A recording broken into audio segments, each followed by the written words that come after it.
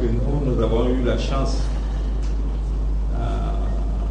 d'arriver à un moment dans le football guinéen, même si il y a beaucoup de gens qui nous reprochent qu'on n'a pas gagné un titre, mais le fait déjà d'honorer son pays, de prendre des risques, pour venir défendre les couleurs, c'est beaucoup.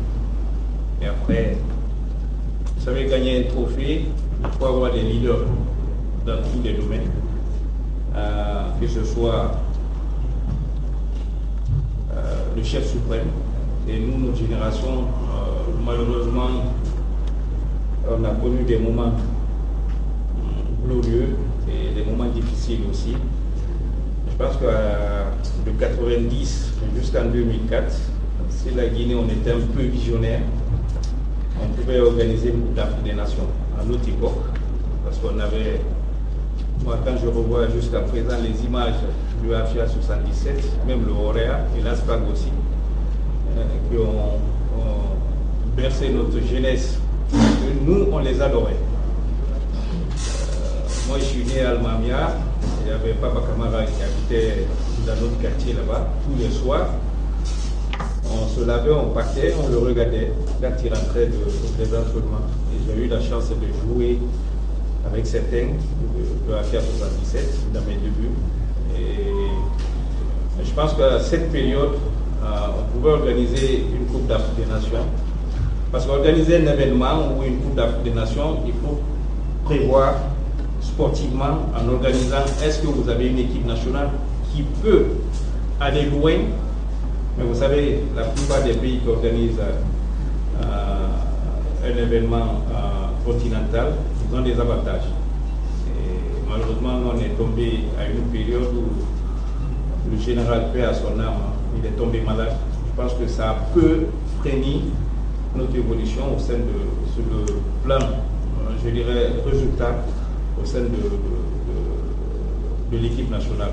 Mais sans trouver des excuses, je pense qu'on avait une génération qui pouvait aller loin. Et moi, je me rappelle, il y a eu des moments clés de notre carrière où on pouvait aller à la Coupe du Monde. Mais malheureusement, vous savez, le football africain, c'est générationnel. Quand on prend l'Algérie de 80, l'épopée de Larda Benouni, Medad,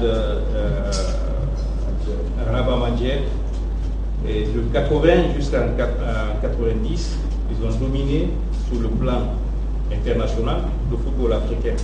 Après, il y a eu le Maroc en 86, il y a eu le Cameroun aussi qui est arrivé à un moment avec les Roger Mila, les Doumbéléa, les Manga Ongene, père leur âme, les Nkoundé, les Tatao, et la Guinée aussi, de 60 jusqu'à 80, sur le plan des clubs, la Guinée a dominé le football africain. C'est pour ça que je dis c'est générationnel. Et nous sommes arrivés de 90 jusqu'en 2004. Je dirais pas la malchance, mais on est tombé sur les meilleures équipes, parce que le Nigeria et le Cameroun, sur, je dirais, 16 ans avec l'équipe nationale, on n'a perdu qu'une seule fois à Conakry. Là, avec réserve, les doyens qui ont assisté à ce match, la Guinée avait l'opportunité de se qualifier. Mais malheureusement, à cette période, il y avait Issa Yatou qui était le président de la CAF. Et nous, on n'a rien compris en choisissant un Syrien pour venir arbitrer ce match. Et il siffle le penalty et après il change d'avis. Il dit c'est un coup franc indirect en levant la main. Bon. Ça, c'est les aléas au cours des matchs. Mais bon.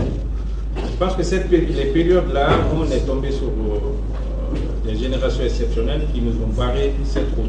Et ce que je pourrais dire à des joueurs qui sont en activité aujourd'hui, d'aimer leur sport, d'aimer leur métier. Je pense que ça va tellement vite et le football, des fois, on ne se rend pas compte. Mais quand il y a des événements comme ça, avec respect et honneur, je participe parce que je sais que je peux apprendre à travers les anciens, à travers vous, les journalistes aussi. Je pense que la porte n'est pas fermée à personne. S'il y a ce respect, il y a la considération, nous sommes disponibles. C'est vrai qu'il y a nous savons, c'est un peu difficile pour certains anciens où je pense qu'ils se sentent exclus du football guinéen.